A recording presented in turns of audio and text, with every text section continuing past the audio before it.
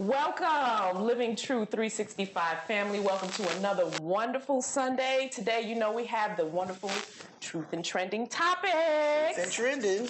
We got some juicy stuff to talk about this morning. So let's first introduce my panel. I'm Reverend Chantel Welch. Hi, I'm Jeremy Hill. You may recognize me from such programming as Living True 365 2 weeks ago. I'm Reverend Jada. All right, well, this is our panel. Feel free if you're online to chime in because we do want to hear your comments and we want to include you in this conversation as well as our lovely audience. Please make sure that you speak up and participate with us. So first, we just got over the Olympics, y'all, and I'm having a little bit of withdrawal. Actually, I'm having a lot of withdrawal because I literally was watching the Olympics every day. It was my nightly thing. I was excited. I was full of joy. And I think that's one of the things the Olympics brought to us. It only comes once every 4 years, but when it comes around, there's a sense of like joy and it's infectious. Like we gotta go home and watch it. It's what you got? Well, no, I agree, but I do think that there was another element at play. What? I think I was just so happy to see black people. I think that, like, because, I mean, don't get me wrong. You see black people every day. What you talking about? I know, but it was just like, I don't know, something about athletics and competition where it's like, okay, don't nothing else matter, but are you faster than this other person? Or are you quicker? Or are you, shifty? Or whatever the case is. And it's just like all the other stuff, whether you care about the Gaza or whether you care about, what's the border and all this other stuff was just out the window. And it was just like, gosh, look at them black folks. I think look at them black folks. Also, we didn't have that Olympics 4 years ago. We didn't have the Tokyo Olympics. Right. Oh, the COVID. So we didn't, Yeah. They were in the bubble. So, the basketball players were in the bubble. Nobody could have. Hold on, so we did have the Olympics. Yeah, they had it. Olympics. We had it. It was the COVID Olympics. The COVID. So, and I guess that's the reason why this Olympics just felt so much more. Yeah. Energetic and involved. Right. 8 years. Yeah. The brother had the grill in. The brother had the top and bottom open face. Okay. So what specific? I want to know specifics. What specifically brought you joy during the Olympics? Now, one of the things, the opening ceremony, the floating cauldron, is that what they call it? The floating cauldron? That was the first time they've ever done the Olympic, torch in the air? So I thought that was one of the highlights that I was it was on a drone? I think I missed that part. It was like a floating. I thought all the controversy was about. She told you she done watched it. Air day. What are you talking about? You don't know about the floating cauldron? No. So they light the Olympic torch in the beginning, right? It's passed around, and then they light it, and it stays lit. The city and all it stays lit the whole games. Yeah. So it was actually like a floating balloon in Paris. The whole time? The whole time. Wow. I was happy that the French was French. They just did their thing. The French was Frenchin'. They did their Parisian France kind of opening. Yeah. That was unlike any other opening. Absolutely. Yeah. And people was mad because they thought it was the Last Supper, I think. But it really was the Feast of Dionysus. Yeah, that's, I think, Americans. How dare you play with Jesus? Don't you play with Jesus. Don't you play with my Jesus. Don't you play with him. But I'm just like, they were themselves. Absolutely. I like that they were, they're artistic, semi-weird, French. Weird to us. Yeah, but authentic to themselves. Yeah, you learn something. We talking about J.D. Vance weird, or we talking about just? There were no couches, so no couches involved. But yeah, I felt like I was brought into someone else's culture, and I could appreciate, how they do things, and they did their thing. Isn't it interesting how we gain joy off of events sometimes, and that's how we can pull the joy out of us? It doesn't have to come all the way from something us just sitting down and trying to be like, we can watch something and it makes us joyous. And it's one of the few times the Olympics, I love the Olympics, it's one of the few times I feel patriotic. Yes, that's what I actually feel patriotic. I do too. But that's what I was trying to say. It's like a juxtaposition of like, I feel patriotic, But I mean, I just gotta say, I don't be feeling the same way when the white when people that's not black be in the competition for America. I don't feel the same a sense of like. So I mean, what about the women? The women's soccer team won the first time since 2012, I think it was. Well, I mean, that was exciting. They have Dennis and it wasn't all Rodman's black daughter on the team. Like, how could you not be a fan? Like, Dennis Rodman's daughter out there going, like, doing That's why you're a fan? That's why you're a fan? Yes. Dennis Rodman got Like, what do you mean? Dennis Rodman is like the women's soccer team has a big fandom. Yeah, for sure. But that's what brought you in. Well, no, it's more so. Of course, it translated. You know, like, oh, this Rodman got a daughter that plays soccer. Oh, she on the at that team? level, So right? Yeah. But like the way she played like him. Randall Cunningham's daughter is an Olympian. Really? What she play? Track. Yeah, she was an Olympian. Oh, I think this was her second time being in the Olympics. Yeah. So anybody, what did you guys get any joy from the Olympics? Anything? I was glued to the television. I didn't see the opening ceremonies. I'm not sure how I missed that, but I found myself crying along with some of the athletes when they, as they were winning their respective medals. Like, wow, felt like I was there, doing it with them, and just especially with like Simone Biles and what she went through with her mental health a few years back, and when she came back, she just came back with a vengeance. Absolutely. Just, so yeah, I like Jay to feel very patriotic during the Olympics. But yeah, I was just happy. I love the competition. So yeah, I was just happy about it. Which I think is the joy is that. I mean, I was so joyous for Snoop Dogg being joyous. That's what I was gonna say. What y'all think about Snoop Dogg? Everywhere. He was the real mascot. Absolutely. Of the Olympics, and I was here for it, all of it. I loved every minute of Snoop Dogg and of Flavor Flav. Yeah, you saw how Flavor Flav he set I was himself impressed. up to be up in there. He paid for the women's polo team to get there, so that was really, really cool. And crazy. actually, this group was not at the Olympics, but they covered the Olympics. Kevin Hart and Kenan Thompson. Olympic highlights. Yeah. Oh my goodness. So funny. They were hilarious. They were hilarious. But I'm a competitor at heart, so I loved all of it. And what really gets you is they tell you the story, right? You get the backstory, so then you get invested in everybody. And so that's always really cool. Yeah. I think there was a shot putter sister, and she lives in Tennessee because I think she goes to Vanderbilt. She's a graduate student, and she couldn't pay her rent. And Flavor Flav paid her rent. And she's like, I'm going to the Olympics, but I don't know if I'll be able to pay my rent. And people's like, I'll pay your rent. But the fact that they have to do that, it's like, wow. Right. Yeah. I wish we would support our athletes better. Yeah. I mean, it's like a disconnect when it comes to like things that are. I guess it might be getting into another conversation, but like things that are like just should be intrinsically financed. Like children's education, healthcare, our Olympic athletes. Things that it just seems like it should make sense. Yeah, like free lunch. Like it should just make sense for us to do these things. So when you hear about, a citizen had to pay for our athletes to go, like it's like what is going on? Like but the other part that really touched me was like I said, I think it's Quincy Wilson. I believe Quincy Wilson. The young man, 16-year-old. The 16-year-old. Yes. So this man got a gold medal, and he got to go to school in 2 weeks. Yes. But when he got to go to 10th grade, I think. When he was watching the final, he was so excited. Yeah, he was. It was like he was a fan and he was a part of it, and it was just so genuine. It's like you got to see genuine excitement and joy that came from his guts. It's like, It was like, I got to go back to school in 2 weeks. Yeah. And the basketball too. I mean, like, it's kind of like the Avengers a little bit, right? Like, it's like we got like all these superheroes on the basketball court, and everybody. Yes. It's like Space Jam. It's like we're the Martians, and then everybody else got to try to put some folks together to try to beat us.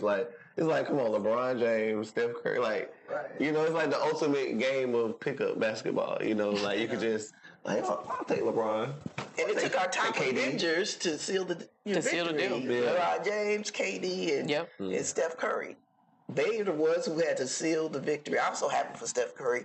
I didn't know initially that this was his first Olympics. I didn't know that either. Like how? Yeah, this is his first Olympics. So his first gold medal. So he did his thing though. I can't lie. And I was happy for all the antics. Yeah. Put him to sleep. I love all that.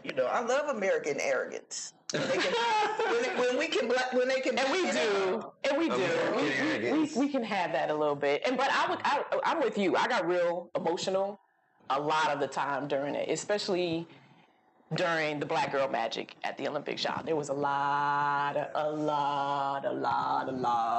Black Girl Magic at the Olympics, and that just made me feel so inspired, even though I'm not an athlete at that level. But to see these women put in the work that we don't see, we don't know the days and the time and the hours and the hours and the hours and the hours that they put in to be at this level, but then to see the joy that they experience at the end, it made you cry. Like when Shakari, I'm saying the poor girl Shakari, won, y'all. I'm just so happy for her. I was so happy for her. It's like redemption. For her. Like, they got Snoop Dogg now doing the thing, but they doing let her go. Yeah, okay, I had to say that. Last year, she couldn't go to the Olympics, but Snoop Dogg. She couldn't go. Last Tokyo, Shakari got kicked out of the Olympics because she was dealing with some things, but she's an athlete. She got kicked out of them? Well, she was disqualified after she made the team. Yeah, I remember that now. right. Wow. And now we got Snoop Dogg hosting. Wow. But her whole disposition changed. Absolutely. Completely changed. She's she's a different person. Absolutely. I heard she got a man now. In her presentation, in her speech. I'ma love him over here. I'ma love him. You got a man now. Said you got some direction. I'ma love him. Man said you got a man that's giving us some direction. and there was genuine camaraderie on the team. Their camaraderie on the relays, it was genuine. Yes, genuine.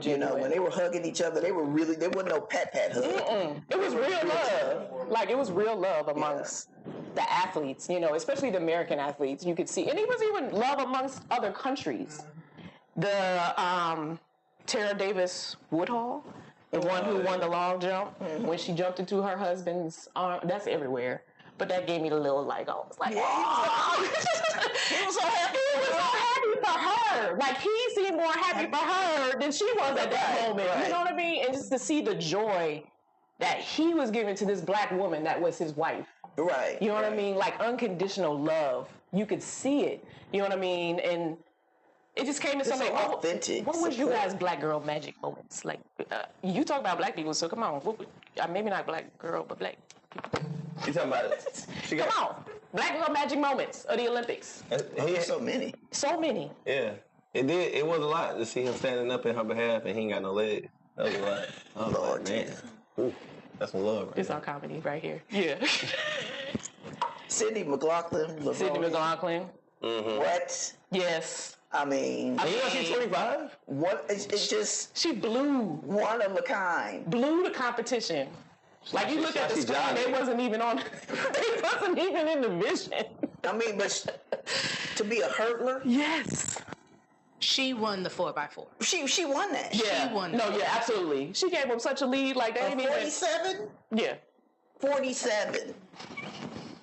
What? But when they were talking about when she was getting ready for her race, the 400 hurdles, and they showed her running some other races, and they compared her running hurdles against some of the women running straight 400, and she would have come in 7th in the Tokyo Olympics. Wow. Running the 400 hurdles while they were running the 400. Wow. Like, we're seeing That's a one of a kind athlete. Absolutely. And we're witnessing this. And she broke her own world record.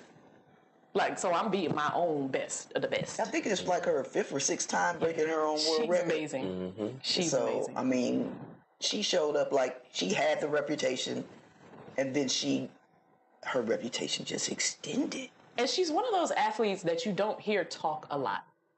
Like, you don't hear her kind of doing the whole, I'm about to go and get this, I'm about to break this record, I'm about to do. She just get on it, be in her zone, do her thing, and be like, yeah, I won. Like, she didn't even want to put the crown on after. Did y'all see somebody gave her a crown? Oh, yeah. She really didn't want to run around with that crown, but she fully deserved to run around with that crown. And the brother that won, Ray, I forget his last name. Ray Benjamin. Yeah, he was explaining how difficult it is to do the 400 and the 400 hurdles. He was like, these are two completely different events. Your mindset has to be different. And so what she did was so incredible. Like, she could be a 400-meter runner. And she could probably lead the pack in the 400 meters, but she is a hurdler. And for her to do double gold? Right. Right. I mean, what? Right. And then the sister in the sprint in the swimming, you know, what? I mean, I love the swimming because I love when the U.S. goes against Australia. They have this kind of rival. But, like, it was just black girl magic everywhere. Black girl magic everywhere. And then the salute to the Brazilian winner. Right. You know, by our 2 American medalists. Jordan. Simone. Jordan. What was the first time? First time that it was was it floor exercise? First time it was an all black podium for the floor exercise. It was a floor exercise, right? Yeah. And they saluted her. In the Olympics. In the Olympics. I mean, that was a moment to see within itself. Like, to see these, both of them champions, you know what I mean? To bow down to this girl. And then she's not even in our country, y'all. Like, the respect that they showed her. Like, and her backstory, like, she tore her ACL like 3 times. Like, what? And they knew that. Right. They knew as a colleague, as, you know, a competitor against each other, what she had gone through to get that. And I think Jordan said that she just decided that she wanted to do that. And Simone was like, yeah, let's do it. Right. And so it was just a spontaneous, because they have so much respect for each other and their sport. Right. And what it takes for somebody to be able to pull that off. A gold medal after three major injuries. Yeah. That's amazing. Absolutely. You know, so the backstory of everything that came after that, to me, that doesn't dampen what they did. Absolutely.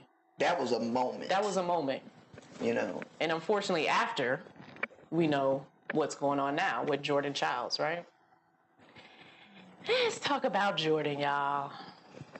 She get the bronze. Well, no. At first, the contest, right? If y'all were watching, she didn't win. She got 5th place.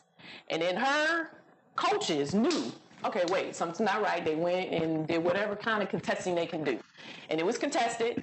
They forgot to score her on some jump or some difficulty thing that she did. She didn't even get a score for it. When they put the score in, she was now a bronze medalist. Yay! We do the whole salute. She walked away. Everybody happy. We all happy. Yay! And then who is it that the Romanians was like, nah. Which I did. Okay, if y'all watched the whole thing, it was really heartbreaking to see them take this medal away from the Romanian medalists. Like, the Olympics got to figure out something better with that, because it was definitely a heartbreak to see this girl think she won and then all of a sudden have it stripped from her on live TV. And that's the judges. It was the judges. On the judges. It was the judges. So now, though, they go back and say, well, she was 4 seconds late. Her coaches were 4 seconds, 1, 2, 3, 4. But she wasn't. Which is what we found out, which is what is coming out now, to that dispute. So because they said she was 4 seconds late, they gave it back to the Romanian. There's still a dispute. Well, there's evidence now that shows that they weren't 4 seconds, but the Olympic Committee is not. There's a rule that they don't go back and look at it again. My thing is, what's the problem with giving 2 bronze medals? Why? She got the bronze medal. Was she supposed to pack it up in the FedEx box and send it back? Would y'all? I mean, no. This is our true teaching. Like, you know, you won that medal. You just got this medal placed. Would you really pack that medal up and turn it back? And no matter what, we all know. The world knows. She earned that. She earned it. Yeah. So. Would you want to be the Romanian who's now? She got her medal on Friday, y'all. Oh, she did. She got her medal on Friday and was wearing it happily. To me, it just give 2 bronze medals. What's the issue? Give 2 bronze. You ain't got nothing on this, Mr. Hill? Well, I mean, I just kind of think about like the whole like, you know, when parents got like little league kids and they like, oh no, my kid won, you know, like, and it's this whole like back and forth. It kind of feels like that, and it's like, you know, I think that we just are at too high of a level of competition for it to be like, oh, we need to have 2 medals or this person didn't win. I just don't understand why we just can't figure the score out. Well, we know what the score. We know what the score. That's what I'm saying, but like just to have it be like a controversy, you know what I'm saying? Like I just like it's no other controversy like this, right? Like I mean, it's not like you know. How do you use your truth in this situation? Well, I think one, you can't let people steal your joy. You know, we still joyous about that. Those 3 sisters on that podium together. And that was just a wondrous thing. We're not going to allow them to steal that. You know, we can hold on to the joy and not the controversy. But can they really truly steal? I think consciousness is part of it. Mm-hmm. Yeah. Don't allow them to. Yeah, and I think that also the truth of it is there's definitely wisdom that she can use in this, but what's the old saying that what God has for me is for me? So at the end of the day, I think that, you know... Old deacon, say that again. When God has for me. But how do you know how you say that? And we say that, and we believe, right? But this girl done worked her whole life. I mean, pretty much these young people work their whole lives for this moment. And you telling me I can't have my bronze medal? Like, how? We're not already seeing it. You will be awarded based on your faith. Ain't that how the saying goes? It was so according to your faith. So it's like just knowing that it's knowing that you're the champion. And the verse is my brother Joe Osteen. You go from first place, God will put you in last place in first place. You know what I mean? Just like that. Just like that. You know what I'm saying? So her time is coming. I mean, I would say her time is coming, but I think it's already here. It's already here. I mean, nobody's gonna be like, oh, let me look up the records and see. We saw. We saw it. You can't take away what it is we all witnessed. You know. The drama of the Olympics. You know, even the other gymnast, Michaela, that tried to diss Simone and the whole team. Oh, yeah. You're like, what are you talking about? Yeah, she got pretty much talking about they lazy. They just won the gold medal. What are you talking about? And part of what she's saying that they didn't have like tough skin and because they weren't abused, you know. It's like there's no need for that kind of abuse at that level. I think sometimes we get in this mindset of, coaches have to be abusive to get the best out of their athletes. That's not necessarily so. You know, I was a youth athlete. I ain't never been cussed out. And that was not going to help me if you did cuss me out. That was not going to help me achieve better. You know, I know that for male athletes, it's kind of, you know, a thing, the ordinary, to get berated, cussed out, and things like that. Well, yeah, I mean, I had a fair amount of coaches that cursed and, you know, I guess carried on to a certain extent. you know, but you know, I think it's just kind of situational or whatnot, and then also it's kind of a case by case basis. Because a lot of the reasons our coaches was mad at us because we didn't really have good fundamentals, but we learned fundamentals when we was younger. We didn't have good coaches, so it's like it's a revolving door. You know what I mean? Like coach, like, hey, I don't know how to catch a fly ball. I'm like, well, when I was 7, you know, I didn't get the great training of fly ball catching, so I'm still trying to put it all together. You know, I think that there's a little bit of that's involved. You know, when it comes to those type of situations.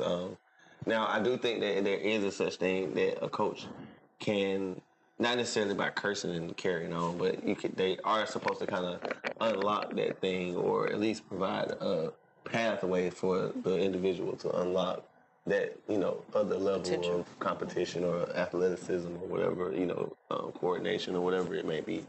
But yeah, man, what's up with these folks in Paris getting treated like black folks in America? What's going on? Y'all heard about all that?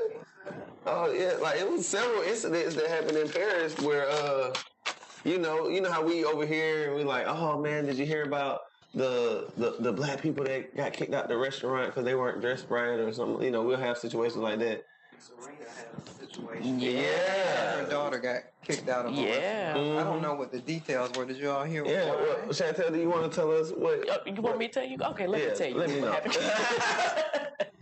So Serena, you know, privileged Serena, and her children go to, I guess, this rooftop hotel or rooftop restaurant, but it's on top of a hotel, I guess, and want access to it. No reservation, just because I'm Serena, you need to let me in and let my kids in. And she was denied access. So instead of humbly taking the denial and going somewhere else to eat, she decided to blast the restaurant on social media and say, they won't let me and my kids up. This is the first time, something like that. This is the first time. And the restaurant actually responded. Good for the restaurant, you know, because like she could have really did some damage to their reputation. But they were like, look, there was no room. We were packed. And the table that you saw, I guess, was reserved for somebody who is one of the head people of the restaurant. So they were like, sorry, but please come back another time. You know, we just couldn't accommodate you. But the way she wrote it was the restaurant was empty and they're just not letting me up here. Oh, y'all doing this because I'm black. But do we know what the real story is? That's their side. That's their side. Her side is it was empty and I just wasn't allowed to be up there. And their side is, no, we would have let you up here, but it was packed. And there was one table, but that table was already reserved. Is this a case of privileged, American privilege? Because, you know, and I've heard, I haven't been to Paris, and I'm going very soon. They don't like us, I've heard, in Paris. Stupid Americans. Yeah, that part. So was it a case of that, or was it a case of Serena privileged? Well, I mean, we really don't know. But what we do know is that you don't hear those kind of stories from our lighter expression athletes having that problem. True. Michael Phelps. But do they even post it on social media? Like, is it that big of a deal? If they got turned away, would they take the time to take a picture of the sign of the restaurant and say they didn't let me up here? Why me and my they? kids. Yeah, I mean, you just don't hear those kinds of stories. You don't. You just don't. It's kind of the same thing where like. But is it because they're not saying it? What is it? I feel like it's that same conversation where it's you know, like how like they'll interview a lighter expression person that said, I've never felt uncomfortable around the police. I've never felt like something was gonna happen to me. I've never been pulled over and I just felt like I needed to watch what I was doing with my hands. Like, what do you mean? Like, have y'all heard that before? Like, when they have an experience with the police, it's like they can't relate to the that. last thing they think of is something's gonna happen to me or I might be hurt. Like, that's what? You know, like give me my ticket, hurry up. Like, you know, like I pay your salary. You know what I'm saying? Like there is no fear. So I feel like it's kind of that same conversation to a certain extent. Like, you know, they don't. I think it's kind of that same coming from the same place. I feel like so they may not even that may not even bother them. Like, okay. Yeah, it's like whatever. Being discriminated against is so far away from where they think that they can happen to them that it's like that I don't even. But for us, it's like it's on the background. Like we shoot somebody talking about especially they don't look like this. Oh, they doing this because we start checking our skin. We like, oh yeah, and I'm still there. Still here. So it's like, but you know, it's just that's an interesting position in society to walk around and to know that other people have these experiences, but it's not gonna happen to me. And Serena's a world traveler, so she's been all around the world. Absolutely. So I'm gonna give some credence to her experience because she's been in Paris many times. The French Open. Right. So I'm gonna give some weight to her experience because she's been in these kinds of environments, and so I ain't caping for her, but they been calling her nappy head since she was a little kid. But it might have some validity to it. I got you. It might have some validity to it. And I've never really seen Serena do anything like that. Right. I don't follow her like that, but calling for attention. Yeah. Yes. I wouldn't be surprised if she had that experience in Paris. I've been to Paris 3 times. The last time I went, so when you go to like the Louis Vuitton store or Chanel, so we make an appointment. So it was Linda and I, and then 2 friends of ours. So we made an appointment to see the consultant when we arrived. So there was a line like wrapped around the LV store when we arrived. But we weren't going to have to deal with that. But the people standing in line, they saw the consultant come. So there was a white consultant that greeted us at the door. So then you see, so I don't know if these people were tourists or if they were Parisian. I don't know. But I saw the lighter expression folks that were standing in line like, well, where are they going? We're standing in this line, you know what I mean? So then we get in the store, and some of the, like initially, we had a white consultant and a young black male consultant. So I saw, I'm usually like watching folks just to see how they're responding and whatnot. Linda wasn't paying me no attention, just on shopping with, the other 2. So, but I noticed that some of the white consultants that were not attending to us were looking at us like, well, who they think they are? They're not supposed to be in here, and certainly not supposed to have a consultant. So when I saw that, I started acting up. I was just like, I didn't say anything, but I was just acting like, we have every right, just as much right to be in here as anybody else. So I wouldn't be surprised if Serena had that experience, because the first time I went to Paris, my impression was that they were very arrogant. And we didn't speak any French, so if we were asked for directions, they would looking down on us, and then they acted like they didn't speak English, and then I turn around and they speak in English to the next person, but they wouldn't speak English to us. And the people that they're speaking English to were the lighter expression folks, but to us it was like, no, we don't speak English, so we can't help you. In the Louis Vuitton store, did anybody in your group speak French?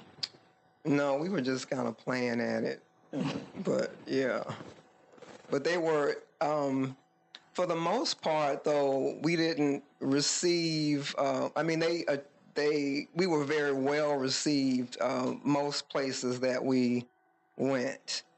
I don't know if it had anything to do, because we spent a lot of money, so that may have something to do. They know the money's coming. Then they're like, well, y'all need to get up out of here if y'all ain't spending no money. You know what I mean? So right this way. That might be that we may have had a different experience if we weren't spending money. I don't know. But Linda had a great experience. Yeah. She sure did. We all did actually. Yeah, Linda was doing her thing. So racism in Paris. So what about same. What about the Aisha Curry thing then? Because when that. So Aisha Curry also had an incident in Paris with the police. She was, I guess it was her and her mother-in-law, because that's Steph Curry's mom, were... Dale's wife.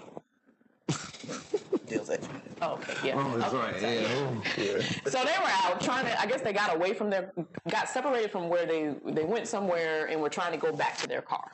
And the police were stopping them from going back to the car. Well, the backstory behind this is, I guess the president of... Emmanuel. Yeah, the French president, Emmanuel Macron, was leaving at the same time. They were obviously not aware of this, so the police were stopping them because the president was leaving, so they couldn't go across. But I guess the way that they were being stopped and being told they couldn't go, it was upsetting them a lot. And something happened with Aisha's baby, got hit by a passerby. Yeah, so that turned them up even more because it's like, y'all stopping us from getting over here. Now my baby got hit, and they didn't speak French. They weren't speaking French, so there was a language barrier going on, and the police were being very rude to them. And then when I was reading further in the story, it was actually somebody who came over who did speak English and helped kind of translate and calm the situation down. But they kind of experienced that same thing. But when I was looking at the situation, it was like, well, were the police actually turning up on them because the president was coming by? Or was this a situation of, again, racism? You know, them looking at, okay, these black women trying to, you know, get over here in the space that I'm telling them to move away from. The president was coming back. President was coming by. Language barrier. President was coming by. I mean, I'm sure they probably said something in French. They can't understand what they're saying. And all they're saying is get back. I mean, think about American police officers. They don't care neither. That's when I read it too. I was like, okay, well, if the president was coming by, you're going to take a back seat to the president, you know. I mean, American police officers be quick to pull out a baton. Yeah. So amongst I just think it was a cultural barrier. So my question is, where's the truth in that story? The truth is that, you know, you can't judge a book by its cover. And your perception is your perception. You know, you can't really give an overall picture if you don't have all the facts. Well, I think that's where it is, perception. You know what I mean? Because what you perceive in a situation may not be the truth of that situation. They perceived these police officers are not letting me by because of I'm a woman, I'm African American, I'm whatever. When the perception may have just been, I'm not letting you by because the president is over here. So the truth, we can perceive things in ways that can harm us, can cause us to be in situations that we shouldn't be in because we're perceiving things, you know, a different way than reality, or what we perceive as reality, because we create our realities, right? So they created that reality for themselves at that point. They created the reality of, I'm going to be argumentative with these police because I don't understand them, they don't understand me, when maybe it could have went a different way. And the other side of it is, no, not the other side, but another, I guess, layer to it is, it's all good. I mean, if you have to wait to cross the street or get to your car, it's all good. I mean, it's all good. I think that's the kind of the overlying message that sometimes you're gonna have to wait, sometimes you don't have to wait. And I think that either way, it's still all in divine order. And your consciousness of what you bring to a situation. You know, if you're bringing a consciousness of conflict to a situation, don't be surprised at that's manifesting itself. Is it a consciousness of conflict, or is it something else? It could, we always say there's only two emotions, love and fear.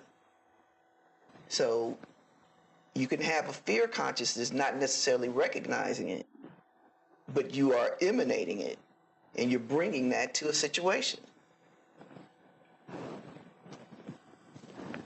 And I think that there's always, not always, but I will say, for Black Americans, there is always that aspect of fear when dealing with police authority. You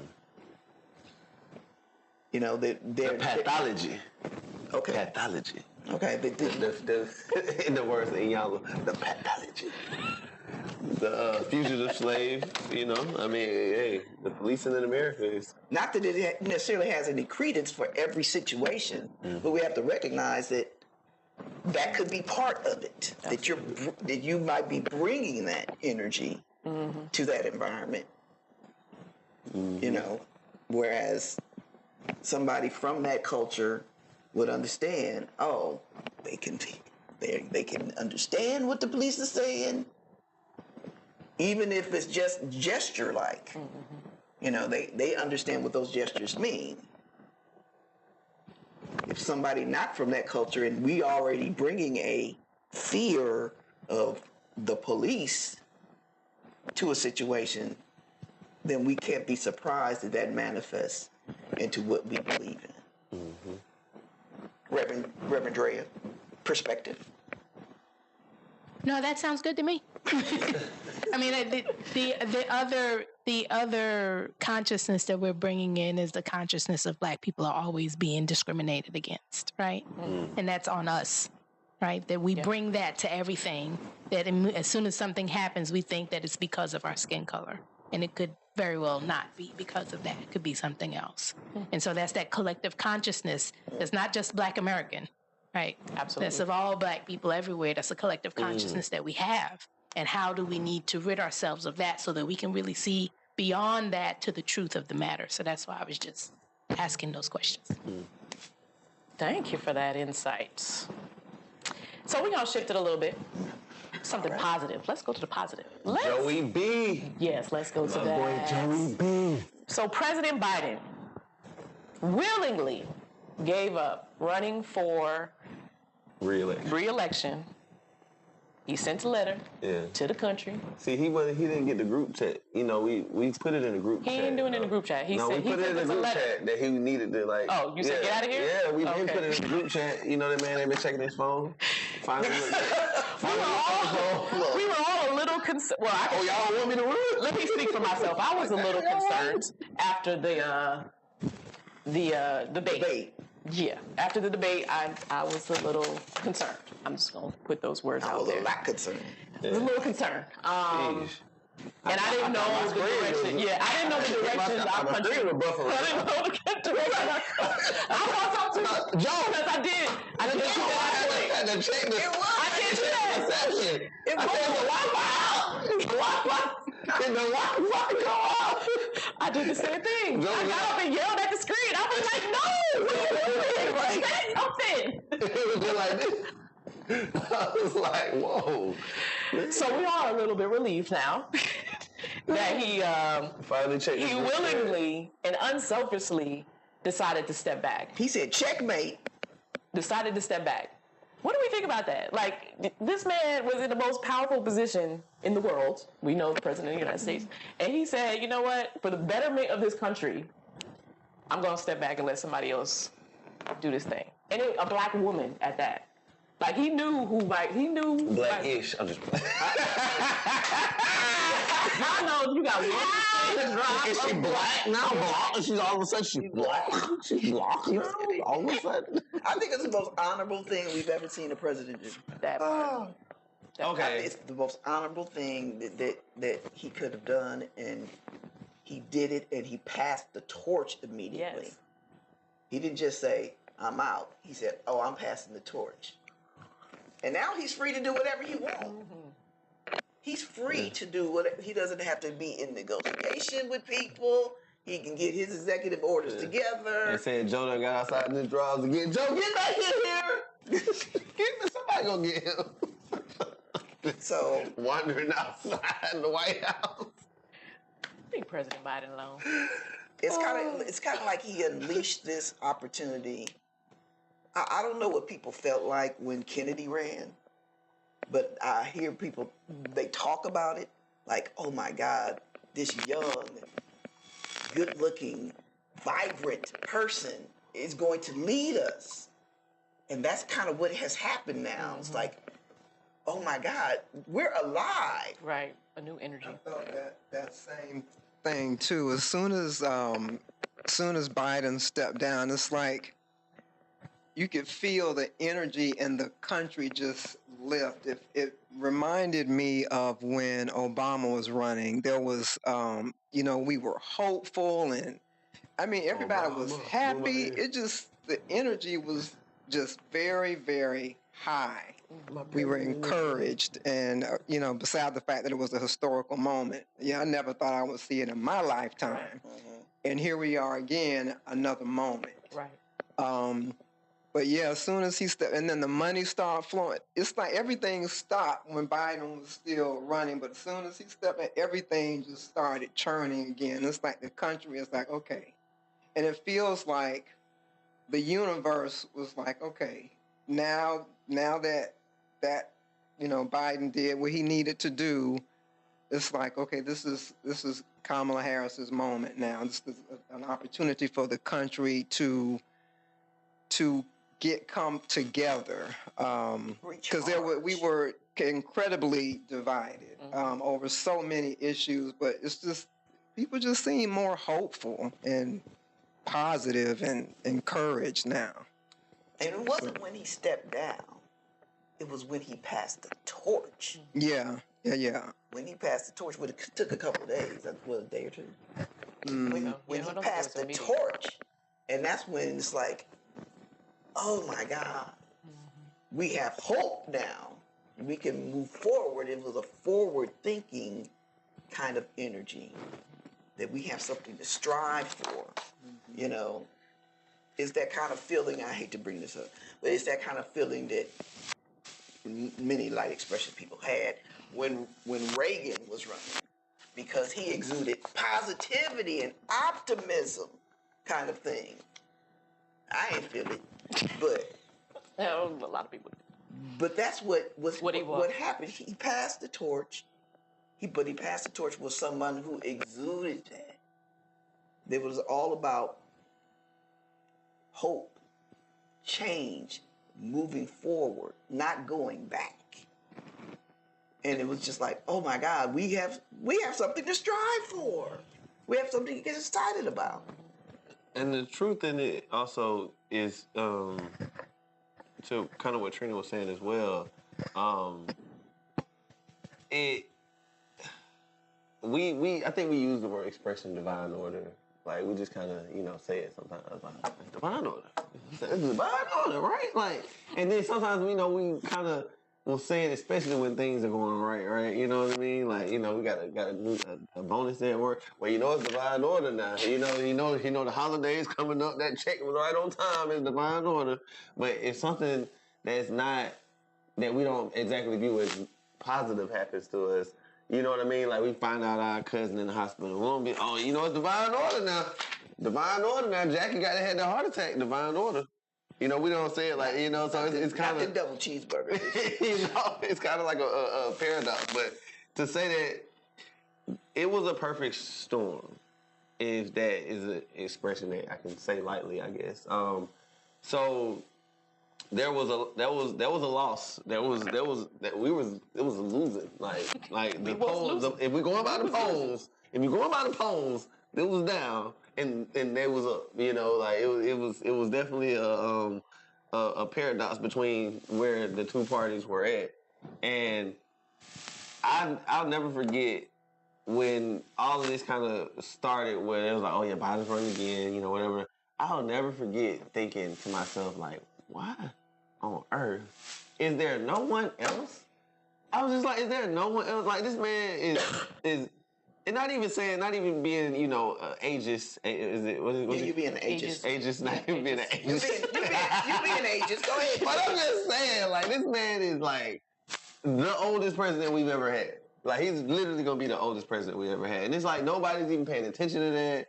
Nobody's like. But Trump is old too. Well, so what I'm saying is he's just not functioning. Yeah, Biden is functioning. So it was. No, we function in words. We just don't put it in. We don't see it then. So it was on both sides. I was just wondering. I'm like, is this all that America has? Is this like out of the billions of people in this country? Well, million, excuse me. I don't think we had 1 billion people in this country. I think, 600 million, I think. So anyway. 300. We have 330 million. Oh, gosh. Wow. So I can't have double so I can't have another baby. All right.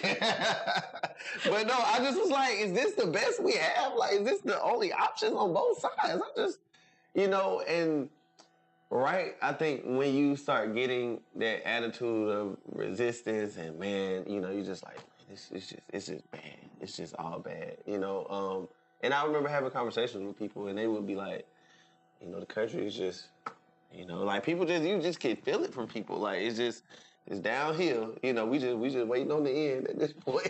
You just kind of get that feeling from people.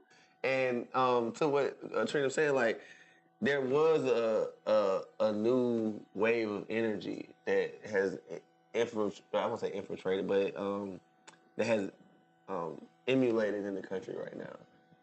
And it's on both sides. I mean, you got the energy for what Brian Kemp said. What Brian Kemp said, Kamala Mala. Kamala Mala. What's her name?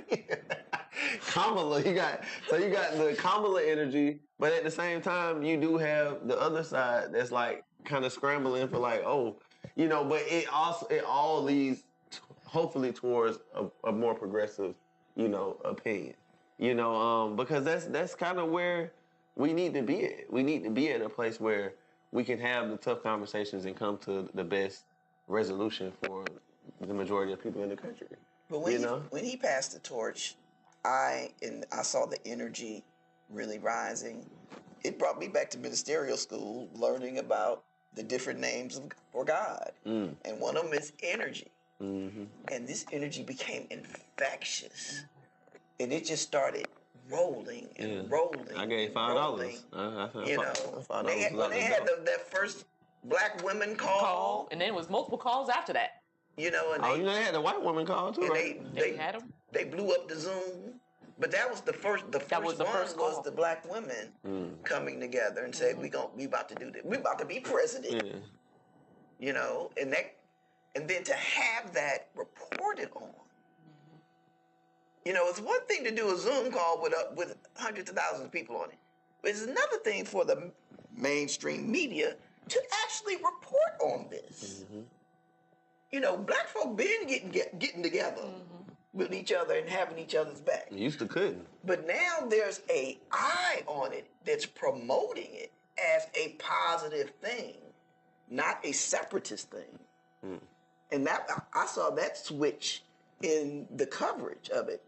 Because very easily they could have said, "Oh, the black people are separating themselves and segregating themselves and blah blah blah." No, it was seen as that kind of took me back. Oh, wow, they seen this as a positive thing. Absolutely.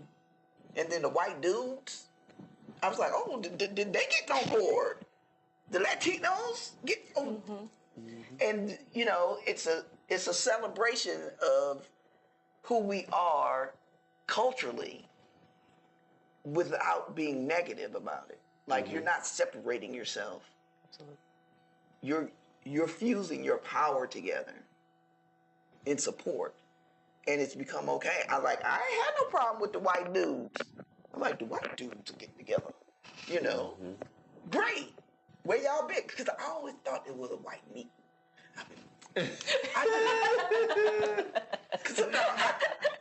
See you tonight, Jim. Sometimes I ask my light expression friends, what y'all be talking about? What's going on in Barbados? There's no such thing. Yeah, but to see the infectious, it just became infectious, and then when Walls came on board, it's like, this is. And Jimmy Carter even said he gonna vote for her, the oldest president. He trying to stay alive to vote. Yeah, to vote. Yep.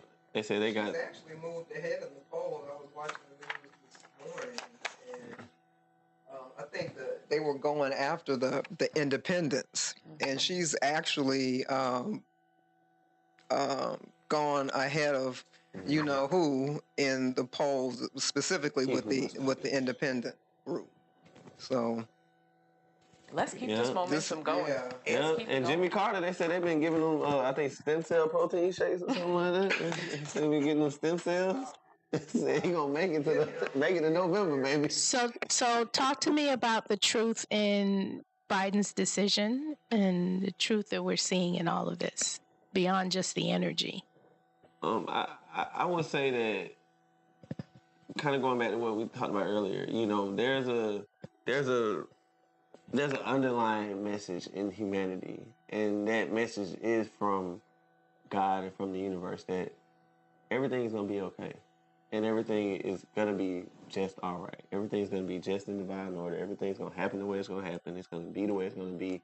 And I think that seeing this illustration of what happened, because we were at a place of a lot of people didn't know, I don't know what's gonna happen, or despair, or people was just not having hope or whatever, and now that changed with a snap of a finger, you know what I mean, and it wasn't anything but divine spirit that made Joe Biden realize, it's probably best if I, and then but also in turn gave Kamala the confidence, the energy, Kamala. I cannot stop. It gave Kamala the confidence, the energy, the wherewithal, to believe in herself, to know, oh, I can do this job. I can, because she could have said, and Joe. She wasn't gonna say that. I mean, but it could have been an option, shoot, Trump just got his ear nibbled on, whatever it's called. I think one of the truth lessons is she could have lied in her fear and said, "No, Joe, I don't think that. We got what did Michael Jackson said? Get somebody else to do it. You got to find somebody else to do it, Joe." Well, I think one of the truth lessons is we teach in truth, we learn in truth, that we all have a divine purpose. And I think that Biden recognized what his purpose is for this time, and fully embraced it. And I also go back to Kamala. She was the first elected official to back Barack Obama. She's the first one. And then during that time, people around her were saying, she's the female version of Barack Obama. They have it on record of people saying this. It's about knowing who you are. We all say we all have a divine purpose. I think these two people are exemplifying their divine purpose in action. Their action steps is, they're telling us, I'm here for this, at this time, in this place, for this reason. So it wasn't a matter of Biden giving up power, but really embracing his purpose and his power. Because now he can do more. He's free. He can do more, and I think that it allows us to really sit back. I thought that Barack Obama was going to be the most consequential president of my life. Me as well. I'm switching that a little bit, because in terms of policy, what Biden has done, which the Democrats have not promoted well, is freaking amazing what he's done in terms of policy. What he's done with infrastructure, with the CHIPS Act, with the Child Care Act. He's Inflation done Reduction things Act that people have been talking about for decades. It's actually going into action. And so he knows himself. It's not a matter of him, look what I've done. I'm here for this purpose, to get things done. And this is what I'm doing. And I have no problem passing the torch to somebody who I done trained.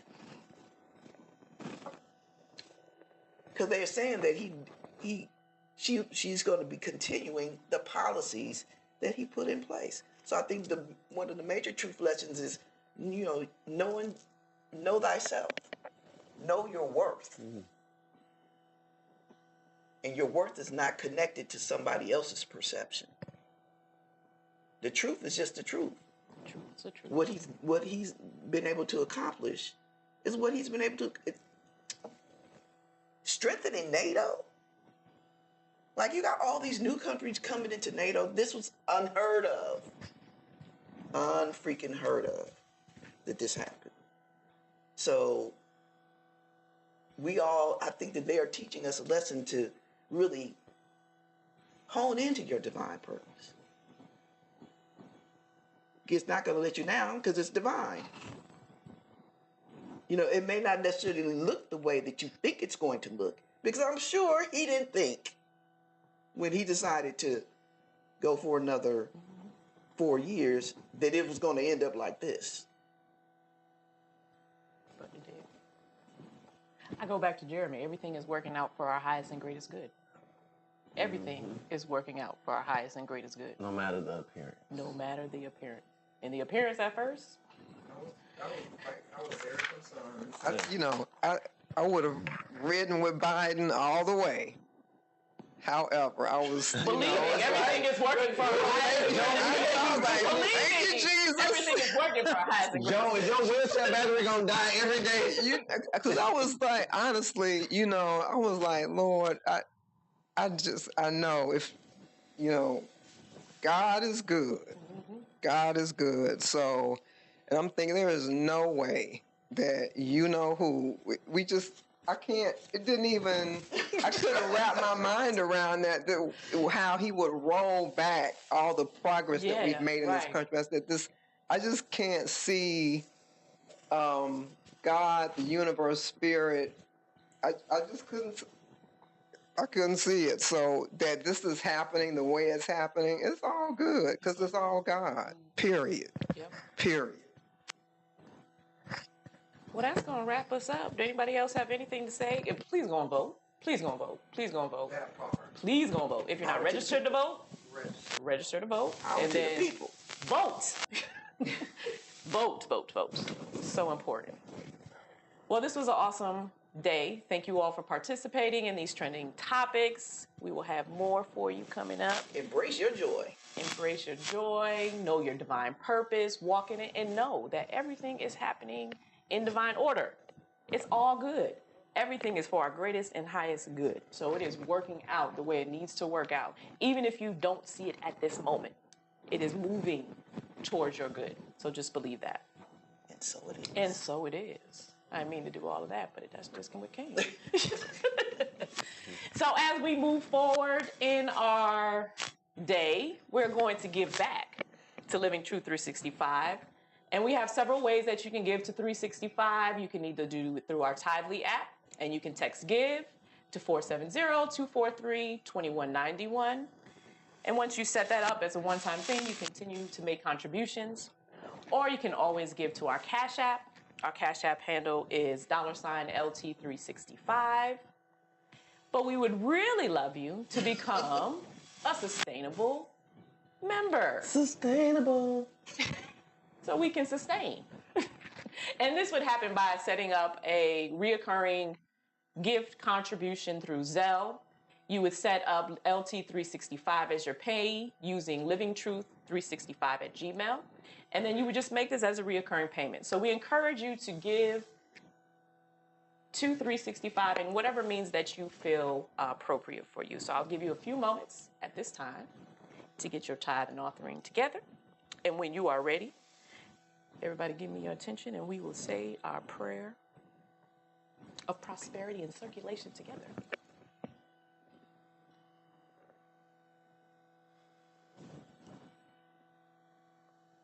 And we're all getting lots of money, so that's why it's just taking us a little bit of time. Abundance. Okay. So let's take our affirmation 3 times. There is no lack or limitation. There is only infinite abundance. And through my giving, I tap into the infinite flow, and I am one with it. There is no lack or limitation.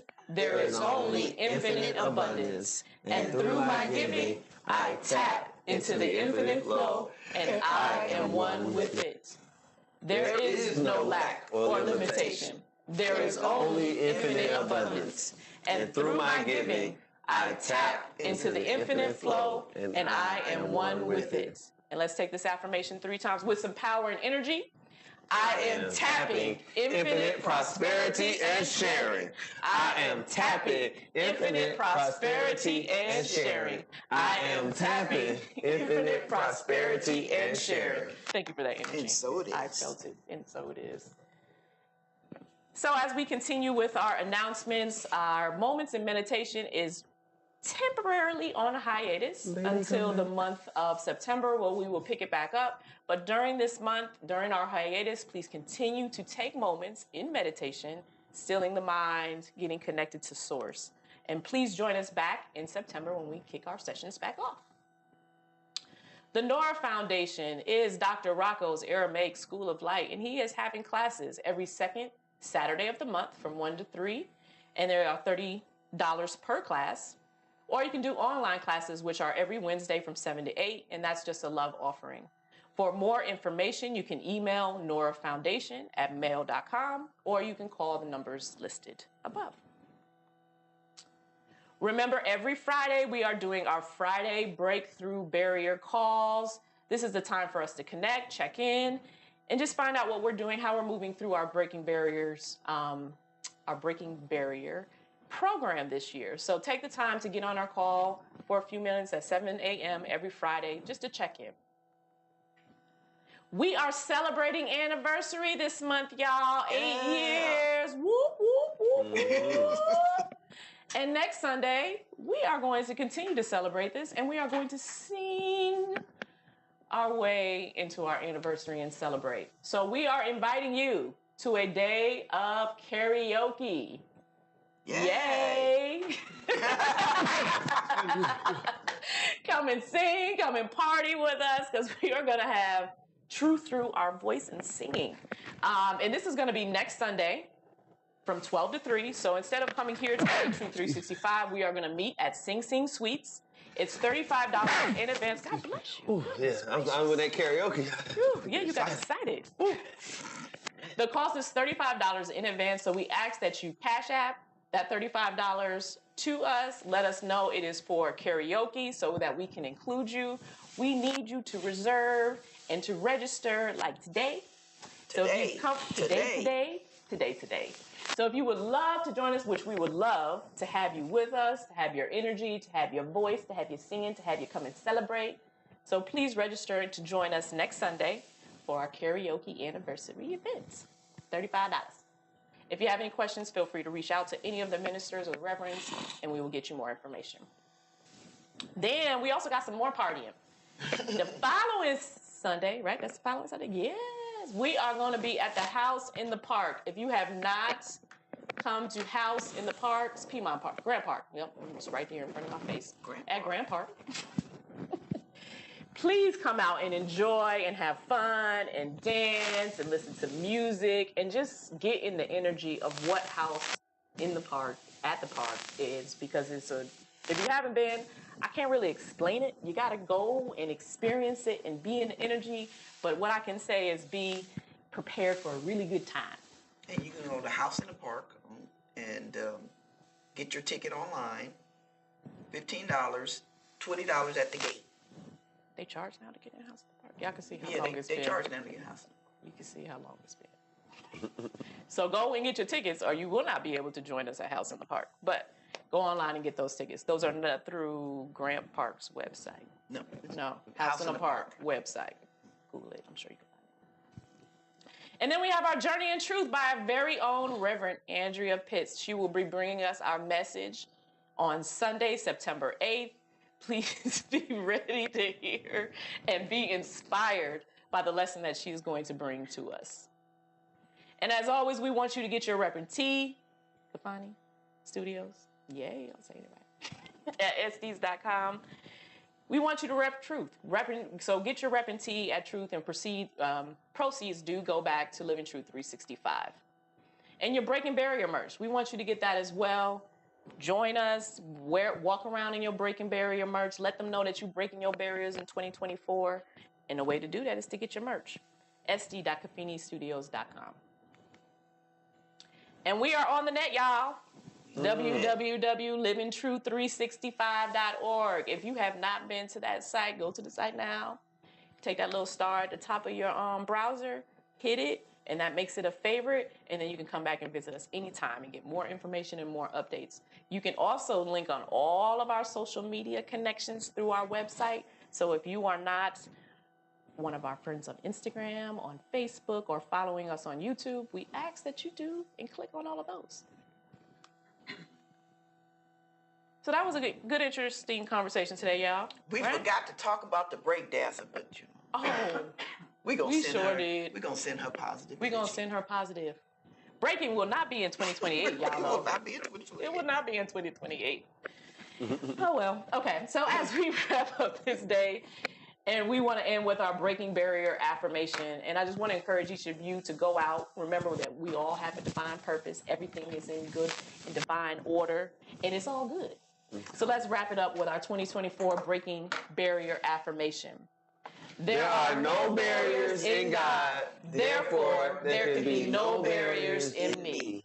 There are no barriers in God, therefore there can be no barriers in me. Take a breath. That's what Debbie Sharon always says. Take a breath. Breathe it in. All right, ladies, do it again. Here we go. In Spanish. There are no barriers in God, therefore there can be no barriers in me. And so it is. So it is. See you next week. Go in peace. We're going to go get the grill and bring it, put it back there. Okay.